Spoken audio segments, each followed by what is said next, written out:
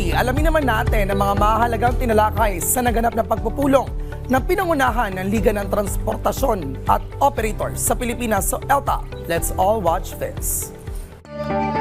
Pinangunahan ng Liga ng Transportasyon at Operators sa Pilipinas Foundation Incorporated o LTOP ang pagsusulong ng Public Utility Vehicle Modernization Program na naglalayong baguhin ang muka ng pampublikong transportasyon sa buong bansa, pati na rin ang pagpapabuti ng kalagayan ng mga tsuper at operator.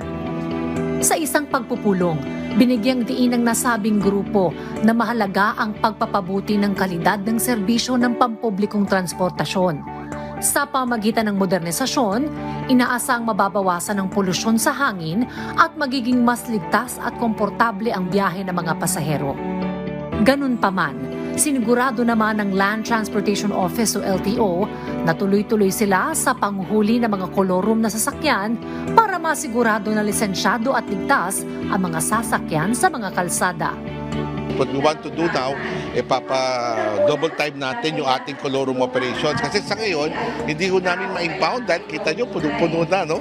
So gagawin nun natin, we will start impounding again, no?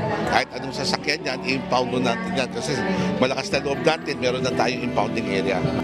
Ang LTOP kasamang iba pang transport groups tulad ng Pasang Mazda at Akto ay patuloy na nakikipagtulungan sa gobyerno upang maisakatuparan ang naturang modernization program para sa pampublikong transportasyon.